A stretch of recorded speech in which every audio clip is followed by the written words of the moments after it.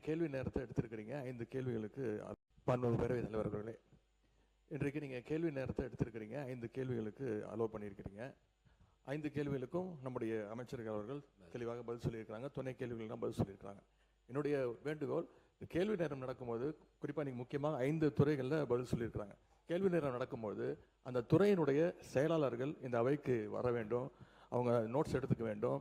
எனவே அதையும் நீங்கள் வலியுறுத்த வேண்டும். அதேபோல் இன்றைக்கி இந்த கவன ஈர்ப்பு தீர்மானத்தை நாங்கள் கொடுத்துருக்கோம். நானும் கொடுத்துருக்கிறேன், அனைத்து கட்சி தலைவரும் கொடுத்துருக்குறாங்க.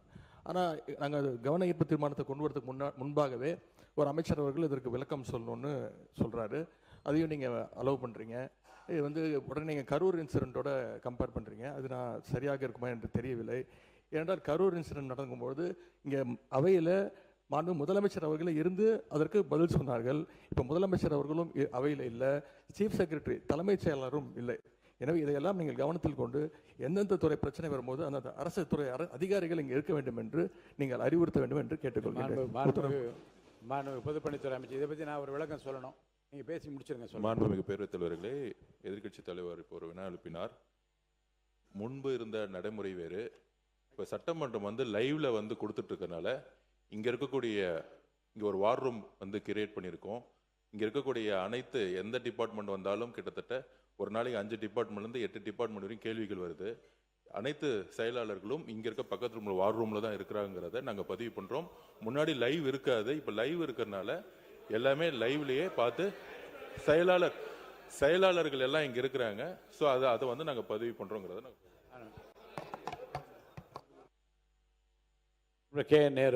மாண்புமிகு பேரவைத் தலைவர் அவர்களே, லைவ் என்பது எப்போதும் இருப்பது இல்லை. நான் சொல்றேன் இருங்க, நீங்க வெளியிடாமல் இருப்போமே தவிர இந்த கேள்வி பதில் கேட்கும்போது அதிகாரிகள் அங்கிருந்து துணை அதிகாரிகள்லாம் துறையினுடைய அதிகாரிகள்லாம் அங்கே இருப்பது தான் குற்றச்சாட்டாக எடுத்துக்கொள்ள வேண்டாம். உங்களுடைய துறை செயலாளர் இங்கே இருந்தால் கேள்வி கேட்டதை தவிர வேறு பகுதி பல செய்திகளை சட்டமன்ற உறுப்பினர்கள் உங்களிடம் கேட்கிறார்கள். நீங்கள் அதற்கு பதில் சொல்கிறீர்கள். துறையினுடைய செயலாளர் இருப்பாரையானால் குறிப்பெடுத்துக் கொள்வார். அது நடைபெறும் என்றால் நடைபெறும், நடைபெற முடியாது என்றால் முடியாது என்று சொல்ல வரும். எனவே துறையினுடைய செயலாளர் அவசியம் இருக்க வேண்டும். ஏன்னா இதுதான் பெரிய பாடி, சட்டமன்றம் தான் பெரிய பாடி. அந்த நேரத்தில் அதிகாரிகள் இங்கு இல்லை, முதலமைச்சர் இல்லை என்றால் முதன்மை செயலாளராக இங்கே இருக்க வேண்டும். சீஃப் செக்ரட்டரியாவது இங்கே இருந்தால், இப்போது நேபாளம் பிரச்சனை அமைச்சர் சொல்கிறார், அப்போது குறிப்பெடுத்து என்ன பதில் இருந்தால் உடனடியாக சொல்வதற்கு திருத்துவதற்கு சரியாக இருக்கும். அதற்காக தான் சொல்கிறோம். மாண்பு உறுப்பினர்களுக்கு இப்படிப்பட்ட சம்பவங்கள் இப்போது தான் நடக்கிறது என்பதல்ல. சில நேரங்களில் இப்படி சம்பவம் நடக்கிற போது, ஏன் ஆளுங்கட்சியாக திராவிட முன்னேற்ற கழகம் இருக்கிற போது நம்முடைய மாண்புக்குரிய உறுப்பினர் மாண்புமிகு துரைமுருகன் அவர்கள் சொன்னதை அப்படியே படிக்கிறேன் பாருங்கள்.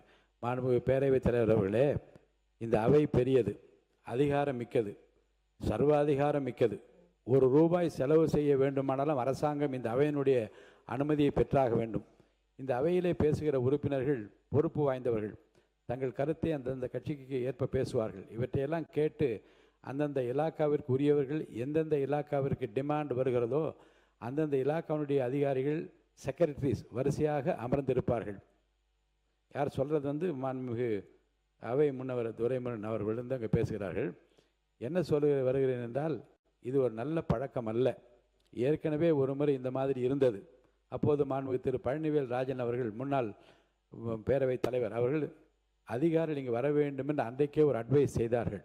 மாண்புமிகு பேரவைத் தலைவர்களை நான் கேட்டுக்கொள்வது, இந்த அவையை அதிகாரிகள் மதிக்க வேண்டும். அவர் சொன்ன பிறகு அவை சொன்னதை ஏற்று பேரவைத் தலைவர் சொல்கிறார், சென்றைய ஆட்சியில் அவை முன்னவர்கள் சொன்ன கருத்தை ஏற்று சம்பந்தப்பட்ட அதிகாரிகள் இருப்பிடத்திற்கு வர வேண்டும் என்று நான் ஆலோசனை சொல்லுகிறேன் என்று முடித்து வைக்க, அதே முன்பு நடந்ததை போல, அதுதான் சொல்கிறேன் நான், முன்பு நடந்ததை போல இனி இல்லாமல் அதிகாரிகள் இருக்கையில் அமர வேண்டும் என்று நான் கேட்டுக்கொள்கிறேன்.